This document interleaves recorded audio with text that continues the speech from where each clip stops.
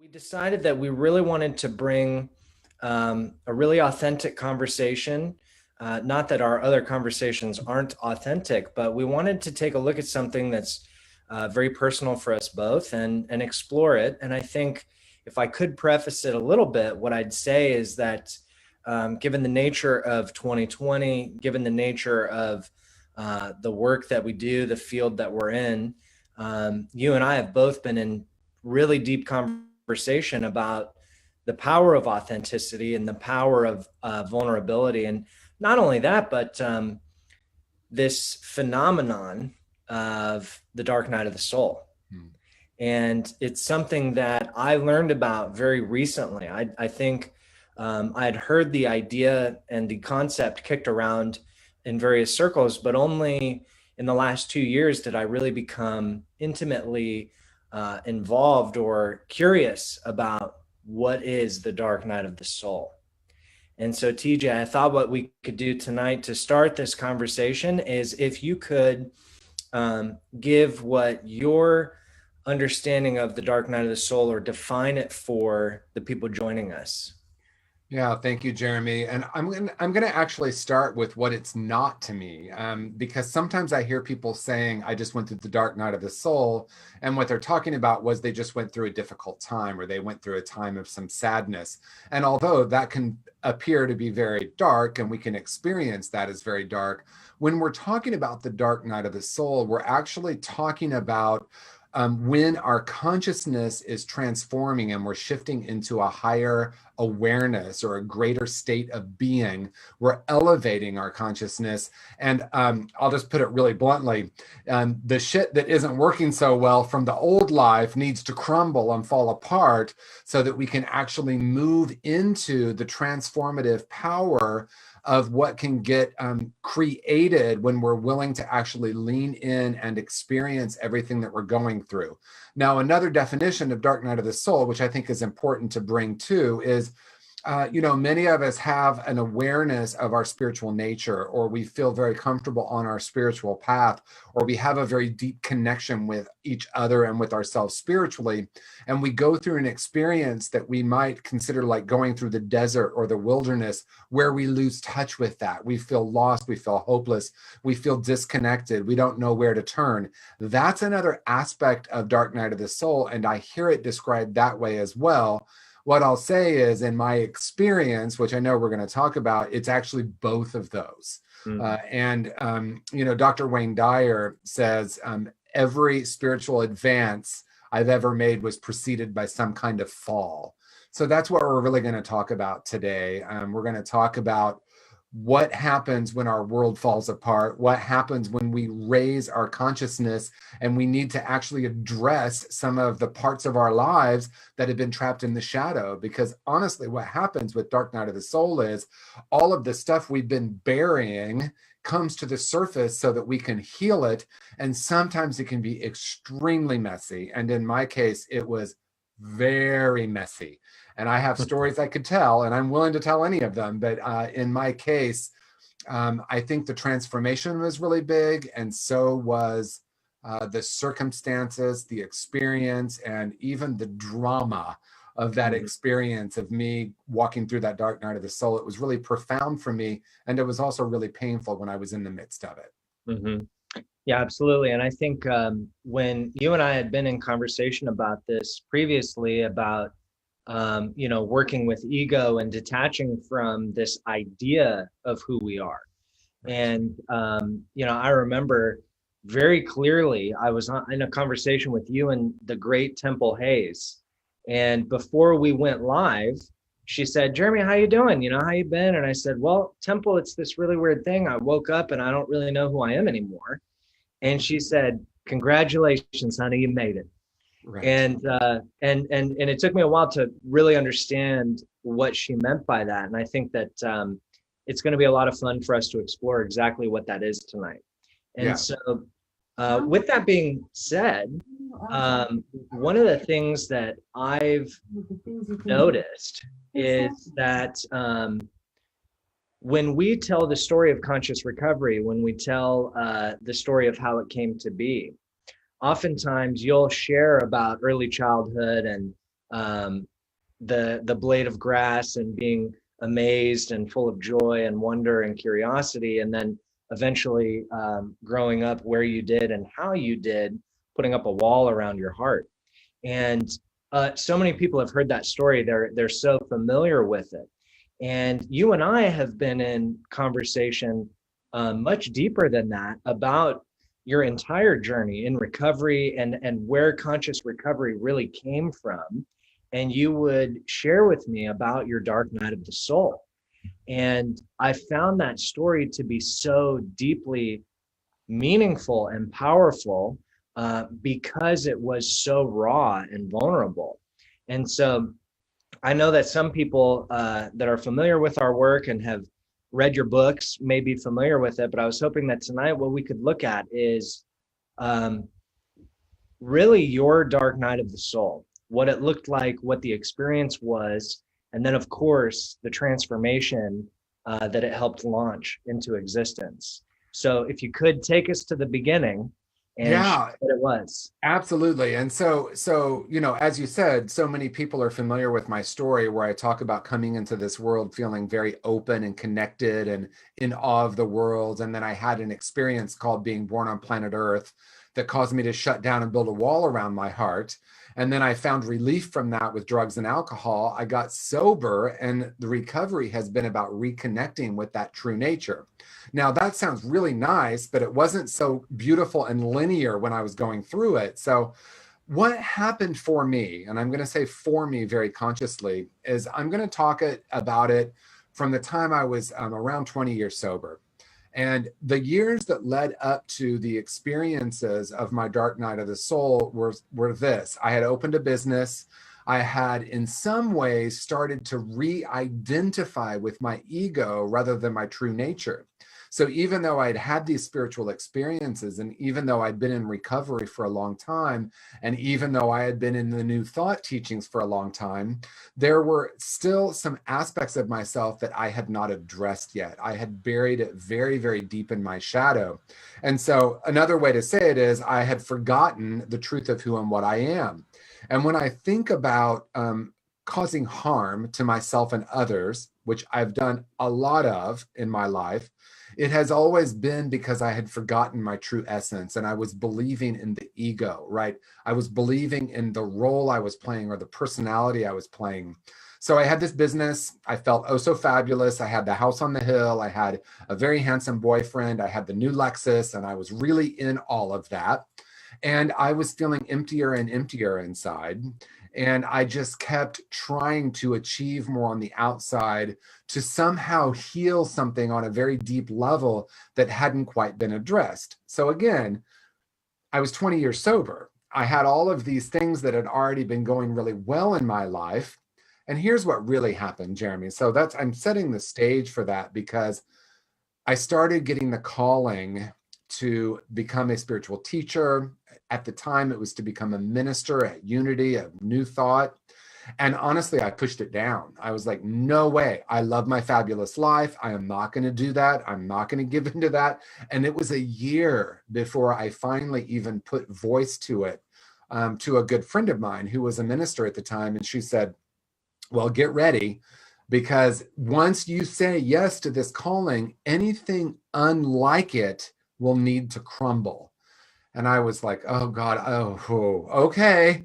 Right. And I remember at that point, I had enough of myself and my journey to realize that when that deep knowing of who I've come here to be, when that voice is coming up, I need to yield to it. Right. So the other thing that was happening at that time, for example, with my business is I just kept getting deeper and deeper in debt. And I just kept thinking the solution was to be even more fabulous, to look even better, to buy even more clothes. And so I was in this really interesting place of feeling empty inside again. I'm like, wow, here I am again, feeling almost like I did when I built that wall. And my solution was outer focused again. Now, some could say, well, I was in an addiction. Yeah, absolutely. We could easily say that.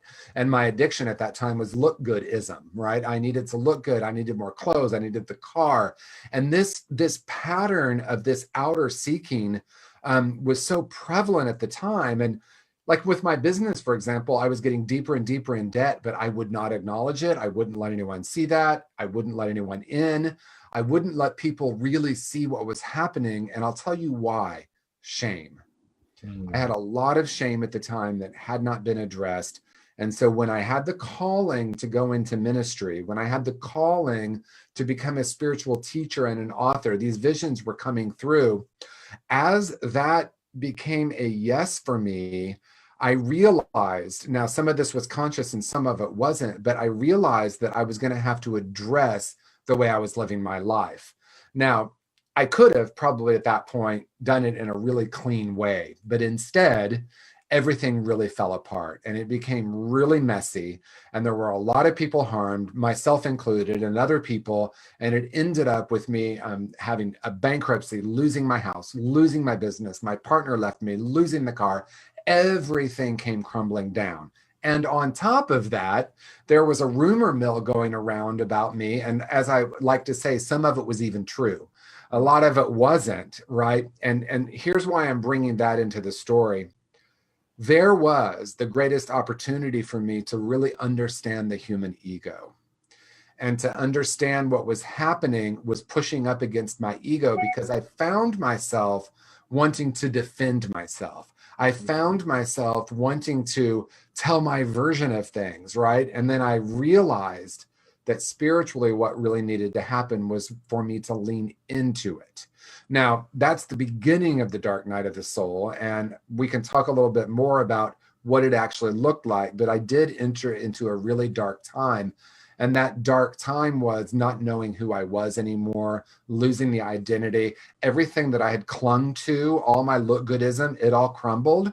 And I had an opportunity to move into that pain, obviously be accountable for what I had done, which was a big job. And there's more to it than just what I'm telling you. But to clean all of that up as best I could, and at the same time, realize that it's not the truth of who I am, and that all of that was being shed so that I could move out of a life that was really lived very deeply in ego or personality and tap more deeply into spirit. And it was a multi-year process. It was very, very difficult, but ultimately transformative. Yeah, and I love that because sometimes in recovery or even outside of recovery, what we hear culturally, the narrative is like all over Instagram and social media, you hear about people talking about difficulty and how it's a mental game. You have to do what you don't want to do and go to the gym anyways and keep your diet in and be disciplined. And that's all good and great. Um, but I think the disconnect is viewing this deep pain as an opportunity, because when we're in that deep pain, the last thing we want to hear is somebody come along and say, wow, like what an opportunity, Right. right? Because it so does not feel like an opportunity. Yeah. And so, if we were to rewind the clocks back to that time of your life, when you were in this deep suffering, this detachment from personality and ego, um, could you tell that there was an opportunity there? Yeah. So here's what's interesting about it is there's a term in New Thought called chemicalization. And chemicalization is when your consciousness raises to a level that is vibrating at a frequency higher than the way you're living. And what happens is it causes the chemicalization or the change in your life, and things begin to fall apart. Now, the reality is, I knew what was happening even in the midst of it. I was aware of what was happening, was that this stuff needed to be faced finally, that I needed to actually look at myself and look at the patterns that I had developed, or what we call in conscious recovery, brilliant strategies. The brilliant strategy was looking good. The brilliant strategy was not letting anyone in. The brilliant strategy was pretending like I wasn't in all this debt. I have to keep looking good. I have to keep doing this show. So I actually knew when it was crumbling. I was aware of the opportunity. And not only was I aware of the opportunity, I was aware that what was happening was chemicalization and the dark night of the soul. So I was fortunate in some ways to actually lean in and feel it, because I absolutely understood at that point that I was either going to address it. And when I say address it, I don't mean in the outer realm, I mean address it internally. I'm going to have to make friends with this. I'm going to actually have to lean in and look at those parts of myself that I had been avoiding for 40 years. The shadow, the shame, the difficulties, the behavior. And it culminated in me being in my house for 72 hours with the curtains closed and me saying, I will not leave this place. I will not leave this place until I have the breakthrough. And the breakthrough was painful. It was tears, and it was ultimately realizing that that ego sense was dissolving. And it doesn't mean my ego left forever, but what did happen was my relationship with my ego changed at that moment, and it's never been the same. And so, yeah, and that's one of my favorite parts of the story is the fact that you locked yourself in your room and really leaned into that stuff. I found so much inspiration in that. And, for people watching or listening that may not have a lot of familiarity with ego and ego work and things like that, when you say that you detached from ego and you were part of that process and that it never went away, but you brought this new awareness to it, what is that in layman's terms? If somebody, because I mean, like TJ, so many people have reached out to us over the last year and a half. We've experienced it ourselves, this deep pain, this suffering. And a lot of times, for us, it's different in a way because we have this kind almost like clinical or spiritual even understanding of what's at play. But what about for the people that don't know what's going on? Well, I also want to, and we can bookmark it, but I want to talk more because it sounds like the way I said it, like things crumbled, things were difficult, and then I leaned in and had this beautiful experience. But there were 2 years where I struggled. So I want to come back to that. But what we're talking about is a recognition that I have thoughts, but I'm not my thoughts. I have a personality, but I'm not my personality. I have an identity, but it's not who I am. The role that I play, the facade that I've built, the points of view, the perspectives. What happened to me, and I had an experience in India in 2006, which was a profound awakening where I realized very, very deeply that I had been living my life based on believing that I was my opinions and my point of views, that I was separate from, that I was better than, or that I was less than, or that I was different from. And I had this profound oneness experience that changed everything. And I became aware of reality. Now, the interesting thing, if you look at the timeline, that's not where the drama ended at all. It intensified after that. Because I had the awareness of what reality really is, that love is the truth of who and what we are, that oneness is the true experience, and that the division and separation is a function of the ego. It was stripped away for about an hour, and I really legitimately could only see the oneness and feel the oneness. There was no separation between me and another person. And then I pulled out of that, and my ego immediately came back in and took charge.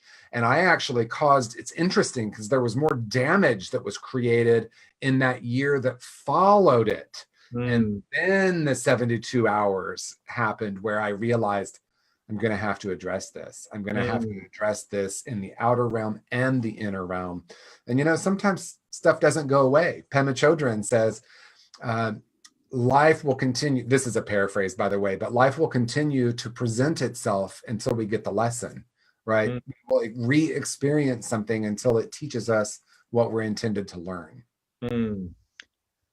I love that. And I think, going back to that 2 years of pain, because I think you're right, that it is important to note that this isn't like a week-long process. It's not like you go to a retreat here in, Monterey Bay and, go through this pain and then you come out this beautiful effervescent self. Maybe that's true. But I think what's important to note is that 2-year chapter. And I also think it's really interesting that after that experience of oneness, your ego almost came back with this intensity of like, no, that can't be. Because I've experienced something very similar myself. And so in looking at that 2-year period, Walk us through that. What was that like? What was going on Yeah. in the 4 rooms? Yeah. So I had lost the business. The partner had left. I'd lost the house. I'd lost the car. I went into this really intense period of time where I was looking within and what really matters here and what is the truth and how do I clean up the wreckage that I had caused and how do I look at like the things that are being said about me and looking at the truth and the untruth of that and looking at how I wanted to defend myself and then go into the spiritual perspective of none of that really matters because it's a story that people are perpetuating. And then I had the experience in India and I realized, oh my gosh, there's a deepening that is being required here. And there was this profound experience of what I tapped into, what a possibility for life was, that I could live beyond all the divisions. And then the ego came back in. And then I thought, oh, I have a good idea. I'm going to open a second business. I have a good, so then the ego came back in and I ended up selling the business to my best friend and it went really, really badly. And then he claimed I defrauded him and it became this legal thing. And then it became a story in the media and oh my gosh. And I was in my ministerial studies, I'd completed 5 years of ministerial training and I had so much shame. I had so much shame because look at the mess I've created in the midst of this awakening. And there weren't very many people talking about it at the time. There weren't people saying, yeah, because I had this awakening, the chemicalization happened, things fell apart. I had an opportunity to lean in at that moment, but no, my ego came back and said, no, I'm going to go back to the facade. I'm going to try that again. So if someone's watching right now, have you ever had the experience where like, oh, finally, I have peace with that. I'm no longer going to act that way or do that. And then a week later, it's like, oh, there's that part of you that wants to come back in and do it.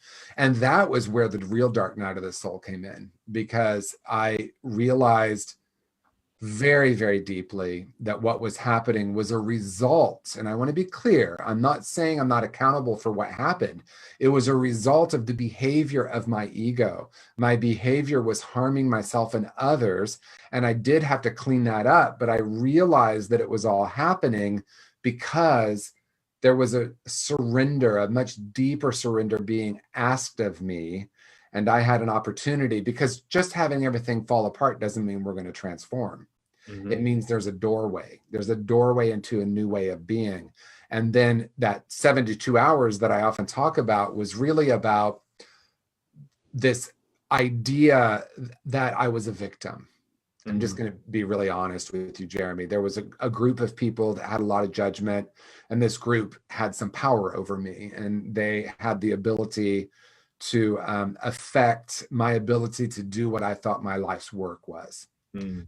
And I was projecting onto them, and I was in this story, and I decided I was going to write an email, and I wasn't going to leave my house until the email was the deepest reality. And so the first email I wrote, and thank God I didn't actually hit send, because it was like, I decided that I'd be in the total victim story. How dare you do this? And she said this and they did that and blah, blah, blah. And all this stuff is being said about me. And let me tell you what's true and what's not true. And I just did that. I let my ego write this email. And luckily I didn't send it.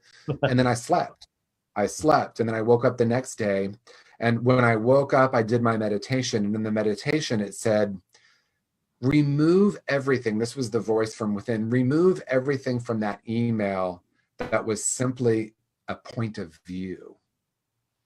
I'm like, what does that mean, right? It was almost like there was this voice guiding me in remove. Basically what it was saying was take out the ego, right? So I'm like, okay. So I started looking at everything I'd written. I'm like, well, that's just my point of view. And that might be because of an old wound I have from childhood. Well, that's just, I think she said that because someone told me. So I don't know if that's true. And it started whittling down to deeper and deeper awareness of what is true. And then I woke up on the third day and I went to the email, and the email that I actually sent was, thank you. I love you. Thank you for participating in my transformation. Wow. Because the reality is I had created all of this, what we call earth drama. My ego, meaning me, part of me, my personality self, had created all of this, and all they were doing is reacting to it. And all I could do was finger point. Mm-hmm. Just like I was projecting, they were finger pointing at me. And the one person I was in the most conflict with, we got together, we were both on a spiritual path, and we shared our view of each other, and we discovered it was exactly the same. Mm. We both had the same story. You're being arrogant, you're not listening to me, you're trying to be right. And we looked at each other and we had this moment. And then I realized that all of that, if I'm open to it, and this is where the last 24 hours was me honestly in the fetal position crying and realizing that these wounds were very, very early. It wasn't about this situation. It was about the very, very deep wounds from early childhood and maybe even from past incarnations, where I was feeling this pain and this generational trauma that I knew was being burnt off and being cleansed, because I realized that it wasn't for me to run from it anymore through all of my facades, all of my strategies, all of my addictions, that I needed to lean in. And then I woke up on that fourth day free, completely free. Mm. Doesn't mean it's been gone forever. And I think that's important. But there was a sense of freedom that came with shifting from shame to accountability, right? I moved out of the I'm broken because this happened or I did this. I moved out of that victim. I moved out of believing that I was my personality or my ego and stepped into this new way of being. So that's really the little bit longer version of what happened in those 72 hours. Yeah, and thank you so much for that. I think it's so important to let people in on that because, for a few reasons. And one is that you specifically are held as, this being of light and love, which you are. And I think that it's easy for us to forget that we all have a shadow and we all have a past. And I think, even when I tell people my story of addiction before I got into recovery, people look at me and they're like, Jeremy, I can't see you like that. I can't picture you as like this drunken buffoon or, being cruel or mean. And that's kind of the point, is that there's this shadow. And like Brene Brown speaks to so well, that shame grows in the darkness. And so while we're all trying to navigate this experience that we're in, there is a shadow present, and it can be real easy for people to look at us as we are now and assume that's how we've always been. And I think one of the things I love about recovery itself specifically is that, I mean, so many of us have a story like that, where when we look back, it's like, oh man, like, yeah, it got wild back there.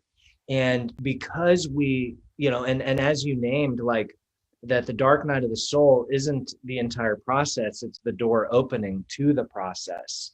I think that's a really powerful metaphor for recovery, because when people enter treatment, like residential treatment, for example, we often speak to the fact that this is just kind of like, we're just getting the door open. But the journey is not just abstaining from drugs and alcohol. It's really fostering that connection with who and what we truly are, what we're truly here to be. And I Yeah. think that hearing about your experience specifically is really powerful, because a lot of times it'd be easy to kind of spiritually bypass that stuff and say, oh, Reverend TJ, yeah, he's just this amazing spiritual guru who wrote this amazing book. And I personally love hearing that story, because it's like, wow, cool. Like, TJ has a shadow just like me. Yeah. Right. And I think, like, to point to conscious recovery, the authenticity group specifically, it is letting each other into the shadow to experience closeness, not Yeah. separateness. Yes. And I think there's a lot of power in that. Yeah, because I do think that sometimes people like spiritual teachers to be on a pedestal and be perfect. And the truth is, we all are perfect, essentially. And we've all done all sorts of things, on planet Earth. Eckhart Tolle, in one of his books, I believe it's in A New Earth, says that many spiritual teachers had a very dense ego early in life. And I was like, what does that mean? And I understand, because I got to experience, and I mean this, I got to experience what happens when my ego is in charge. And I got to experience it in a very painful and public way. And I got to experience what it's like to have a lot of stuff projected on me, good, bad, and ugly. And I got to experience what happened when it touched a wound, and when it touched shame, and when I went into hiding, and when I went into secrecy, and when I tried to defend. There is a process, and it comes from multiple sources that I've made it my own. So I know that there are several books that have been written that use a similar process. So I want to be clear, I didn't create this, but the process I use is when something happens that, we formally might have called a trigger. If someone says something, if someone has a judgment of me, if someone cuts me off in traffic, something as small as that, or something as big as, someone points a finger and accuses me of something. Step one is to pause and to really deeply feel it. And to feel it as long as I can possibly feel it, or until it subsides. So like, oh, I feel the sting, I feel the wash of shame. I feel the anger. I feel the sadness. I feel the defensiveness. And I sit with that and allow myself to feel it as long as I possibly can. And then I pause and I go within and reconnect with source energy. And then I recognize and I acknowledge and I say to myself, the ego or the defense or the feeling or the judgment or the strategy is not who I am. Who I am is one with the divine. Who I am is an infinite being. Then I get into that energy. And then the next step is I thank the sender. Because the sender gave me the opportunity to see where there's a little place that needed some healing. Right. And when I move into that way of being, then I no longer am afraid of anyone or anything. Now, let me be clear. The process for me often is this beautiful experience, and sometimes it's not. Sometimes I go, oh, I notice myself defending, and then I'm like, okay, what am I really feeling? Okay, I'm feeling shame. I'm feeling sadness. I'm feeling pain. Allow myself to feel it. Allow that feeling to pass through me, reconnect with my true nature, and then thank the situation or the person for the opportunity for a deeper healing. That's beautiful. I'm wondering, as we look at the dark night of the soul, and those 2 years and the 72 hours, clearly from that point in time until now, there has been this massive transformation. Right. Do you feel that transformation was only possible because of the process you went through with the dark night of the soul? Oh, absolutely. 100%. There's no doubt. There's no doubt in my mind. And that's why I can genuinely say thank you, to the situation. Thank you to everything that happened. I could even say thank you to my own ego for causing harm, for having to clean it up, for being judged, for judging myself, for judging others. Thank you, all of that, because it gave me the opportunity to shed that. And if we think about the dark night of the soul, another way to say it that's really simple is if you take a seed and you put it out in the sun, nothing's going to grow because it gets burnt, right? It's too much light. So look at the metaphor. There's too much light, it's going to get burnt. So I couldn't move from where I was at to where I'm at today with a sense of a deeper awareness of my purpose and my oneness with all living beings, because that sun would have burnt it off. We have to put the seed in the soil, and it has to be in the dark for a while. And it has to be in the right conditions. And those conditions are darkness for a while. And so that's a great metaphor, because I couldn't actually step more fully into my light or my purpose until I embraced my darkness. Now, here's another little side benefit, if you will. The greatest paradox, or maybe irony is a better word, is the darkness itself has become my purpose, right? Because I went through that, I can now be present with someone else going through that without a lot of judgment. And if I do have judgment, I can catch myself in return. Because I went through that intense experience, it made me uniquely available. After that experience is when I started working in the addiction treatment field.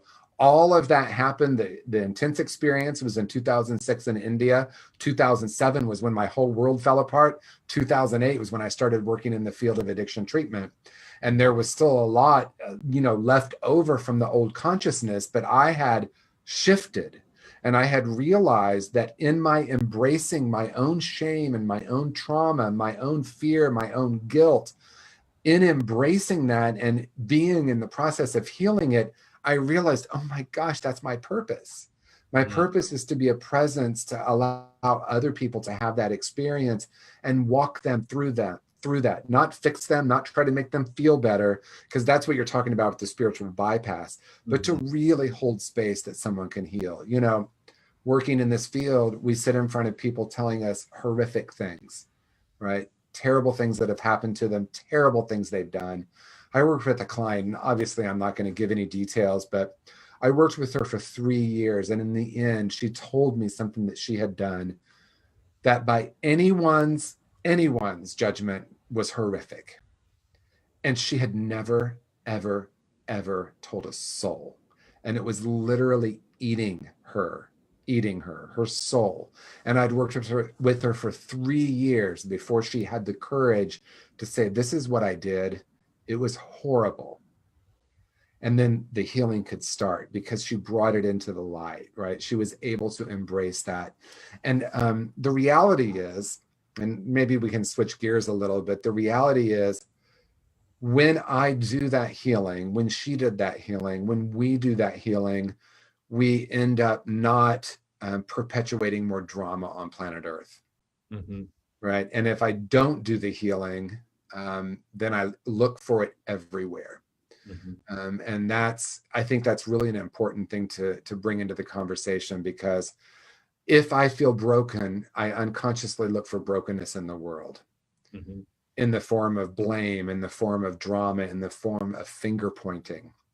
So I think that's also an interesting part of the conversation. But as I'm telling this story and I'm thinking of her, and I'm thinking of the things that I've done in my past, and the things that have happened that I thought were so horrific, I'm feeling this great sense of sadness and gratitude at the same time, because there's a surrender of, wow, that came to the surface. It's authentic, it's transparent. And then I can start to shift into recognizing that, yeah, sometimes we have to be accountable, and sometimes the accountability is really painful, but the deeper work is actually the moving out of shame and reconnecting with our true nature. Yeah, absolutely. I couldn't agree more. And I think what I'm really curious about, because like you mentioned, working in this field, we hear terrible things that happen to people, that people do, and we get to see people drop beneath that and reconnect with who and what they truly are, and then go out into the world vibrating from that frequency. And I mean, talk about a difference, right? And so I think one of the things I wanted to explore in our time tonight was the process of transcending out of ego and story and this perception of who and what we're supposed to be, and what that process looks like. Because I feel that 2020 itself gave this amazing opportunity for all this stillness, all the silence, and all this stuff individually, culturally, globally, came skyrocketing to the surface. And so I'm curious now, what does the work look like, of accepting and transcending from the detachment and what we've learned about ourselves? What does that process of stepping into vision actually look and feel like? Well, a wise person once said, my friend Patricia Keel, she said, there are 3 steps to this. Step 1, awareness. Step 2, awareness. And step 3, awareness. Right? So to be aware of what's really happening. And, there was this amazing and very simple litmus test that someone gave me to let you know, or let me know if I'm in my ego. And it was very simple. I know I'm in my ego if I'm easily offended. Right? And I've used that as a guide. Oh, whoa, look, I just got offended. I just felt like defending. I went into defense mode. I went into judgment mode. I went into reaction. So there, that is, first of all, just the way to first even see. So that first step of awareness is I'm aware I'm in my ego, right? I'm aware I'm offended. And what happens for most of us on planet Earth, most of us aren't aware of that. And then we start defending, and then we start finger pointing, and then we start blaming. Now, it's a nuanced conversation, right? Because what has come up in our culture, I think of the Me Too movement, I think of Black Lives Matter, I think of all these incredible things that have come up for us to deal with and to work with. And there needs to be accountability.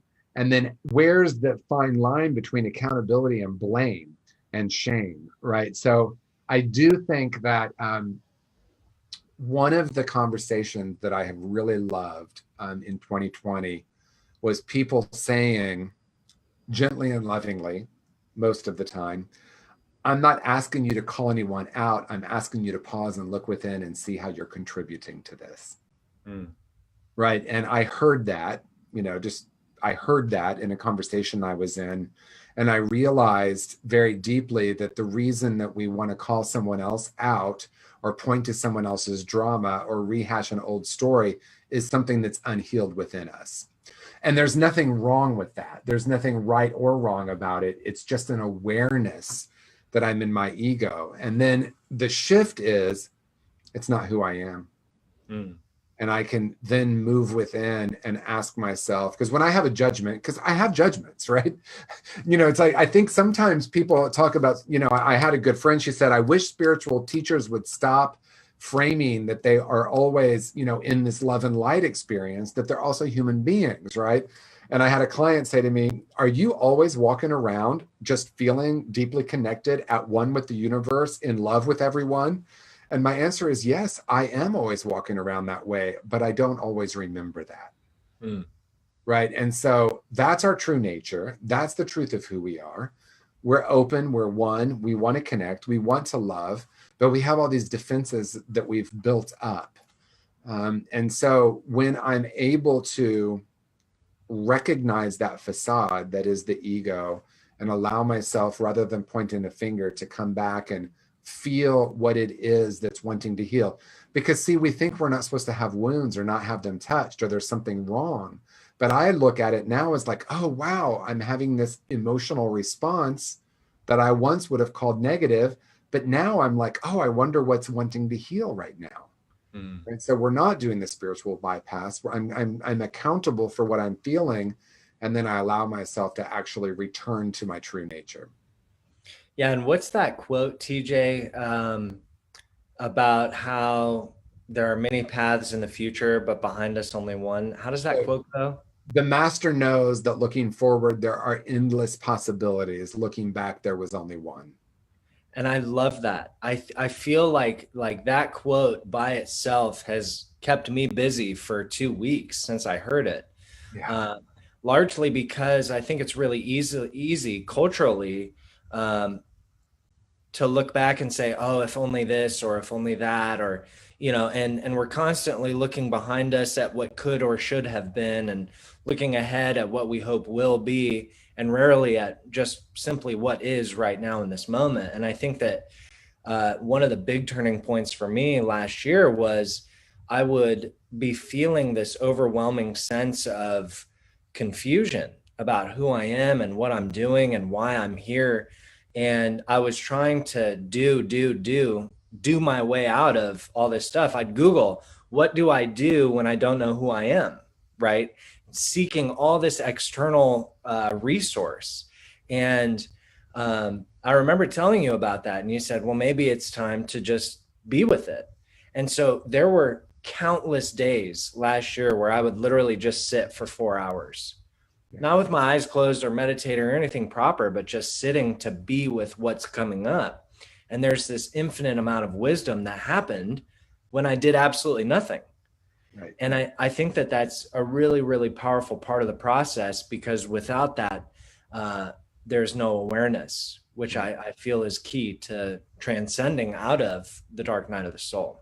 Yeah. And, I'm reminded of my wonderful Mary Helen, who was my first spiritual teacher and such a beautiful being. She would say confusion is the highest spiritual state. Mhm. And because I would say I really don't understand, or I don't know what to do here, or I'm confused about why this is happening, whatever it was. And I asked her, well, what does that mean? And basically the answer was, because confusion is acknowledging that I don't have the answer. And when I shift from needing to know to being curious, my entire life changed. And it's a moment to moment thing, right? There's no finish line like, oh, I got that, right? So I've got it. Now I'm not going to ever try to come up with any other answers or try to, move into action. I'm going to just always be in curiosity. No, it's a moment to moment reminder. And the more aware I am, and I think when you're talking about those 4 hours of just sitting with yourself, the more aware we become of what's actually happening in our bodies, then I can notice when I tighten up. And then I can say, oh, look, see, we become the observer. And that's the ultimate state. Eckhart Tolle talks about it. A lot of spiritual teachers talk about it. We become the observer of the ego. The ego doesn't go away. And then I say, oh, isn't that interesting that I'm judging? Isn't that interesting that I had a place I wanted to defend? Isn't it interesting I want to pick up the phone and call someone to defend my position? Isn't it interesting? Mhm. Right. And then I can view it, I can look at it, and I can see it for what it is.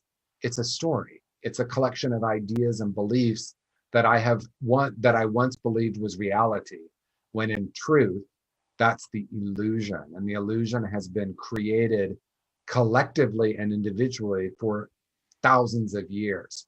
So to untangle from that and unlearn that does, I think, it seems, at least looking back, there was only one possibility.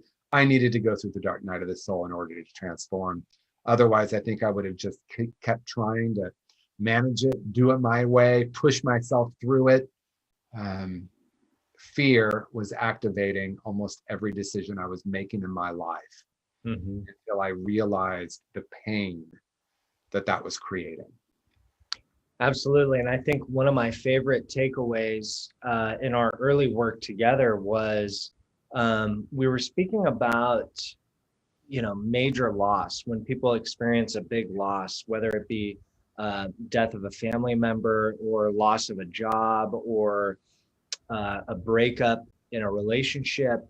Um, and it's kind of the ego's automated response is seemingly to go into this massive hole that it's created, this crater that now exists where this amazing, beautiful thing once was.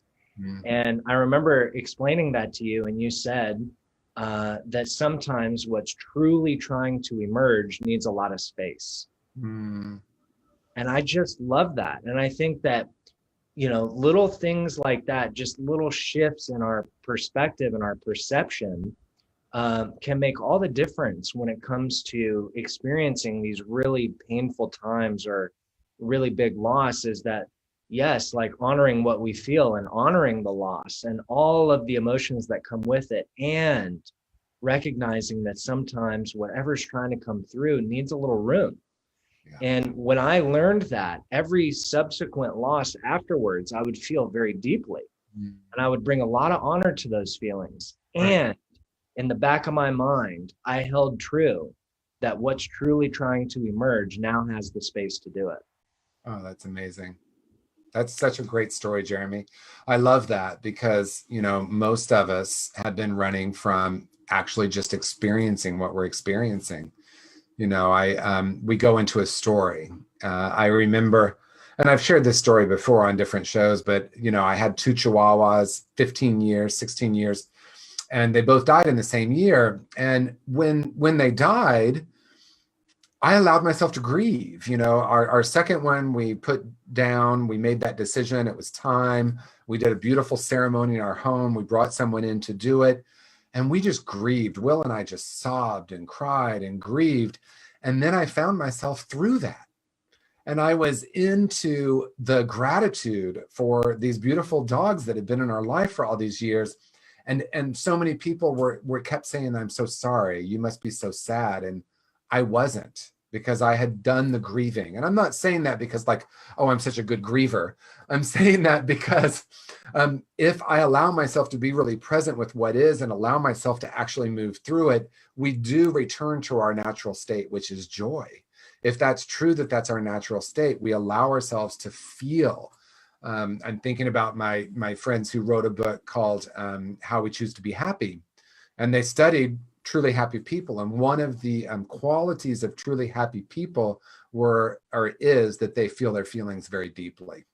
Mm. And that seems paradoxical to some people because we might believe that we're supposed to be happy all the time in order to be happy. But the truth is, if there's a breakup, if there's a loss, if there's a death, we often feel sad.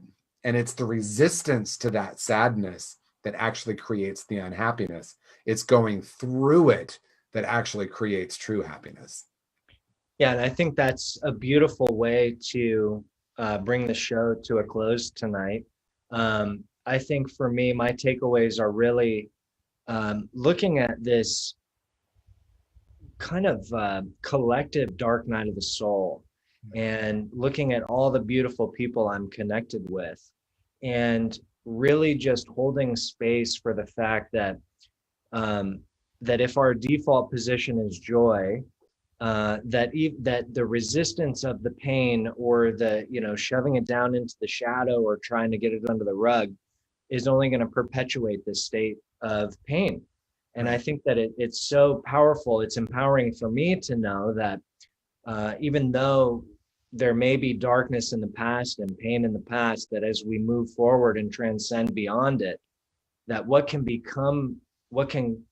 created, when we can step into the highest vision of our life, it wouldn't be possible without that stuff behind us. And I think that's a really empowering takeaway. Wow. Thank you, Jeremy. And that absolutely is true. It's like I tried for the first 40 years of my life to do it my way. And there were some really amazing experiences from that. I think it's Carl Jung that says we spend the first 40 years of our life trying to build a healthy ego and the second 40 years trying to dismantle it. And that's a paraphrase, but that's at least my interpretation. And that kind of ironically, if you will, that's when all this stuff, that was my dark night of the soul experience around the age 40. I have to actually look at a calendar to see when I turned 40, but it was definitely at that time when all of that was emerging and was being brought up. And what you're really speaking to, and I do think this is a beautiful way to close, is once we get through all of that, and once I walked through all of that dark night of the soul, then I began to cultivate a profound relationship with the inner wisdom, which we all have. But I had spent so many years putting all this stuff on top of it that I could no longer hear the voice. I couldn't hear that. I was being run from the programs of I'm not good enough, I'm broken, I'm damaged. So of course I was acting like I'm not good enough, I'm broken, I'm damaged. And then I caused more of that. I caused more damage in my life and the lives around me. And it was this whirlwind, and the energy around the way I'm speaking about it is how it felt. I was constantly like this. And then like I finally, everything, oh my God, it all fell apart. Now I can start cultivating a relationship with my inner knowing. And then that inner wisdom is so much more of a powerful creator than anything my ego mind would have created. Everything that's happened in my life with conscious recovery, being able to be a beneficial presence on the planet. Because, when I was in my 30s, the goal was to be fabulous. The goal was to be recognized. The goal was to look good. The goal was to have people love me or like me. And now my intention is to be a beneficial presence on the planet. And that in itself, reminding myself of that and listening to that inner wisdom, it will guide me toward that, even when my thoughts come in and, oh, I should do this. No, wait, listen to the inner wisdom. And that's when we start living life very deeply on purpose. Well, thank you so much, TJ. And coincidentally, you've got me really excited to turn 40. So at least I have that to look forward to. You have a while for that. Yeah. We got a ways, but listen, thank you so much. I was super excited for this show because like you mentioned at some point during our time tonight, I feel like people in the spiritual realms, whether it's New Thought or what have you, even, people in recovery, long-term recovery, it can be easy to hold them at an elevation where it's like, oh, you're 15 years sober. It's probably so easy for you. Right. right? Oh, you're a spiritual minister. You're probably just levitating everywhere you go. And I like bringing this kind of conversation to the table because I feel like it helps us tap into our humanity, and also for everybody that's with us watching or that watches later, tap into theirs too. And I feel like doing that is just really cultivating a lot of connection. Yeah, and then I do know what I want to say in closing. You know, we have been talking about the shift from believing that we're human beings having a spiritual experience. And some hundreds of years ago, we shifted that to spiritual beings having a human experience. And what I see us doing now and being now and moving into now is a spiritual being having a spiritual experience. And what I mean by that is everything that's ever happened, everything I've ever done, everything I've ever been ashamed of or proud of has all been spiritual, right? It's no longer like, oh, this human part of me has done this. It's in the shadow. I'm not going to address that or look at that because that's what comes up and causes all the discord and the discomfort and the harm. Being a spiritual being having a spiritual experience means I welcome it all. So the pain and the joy are equal for my spiritual transformation.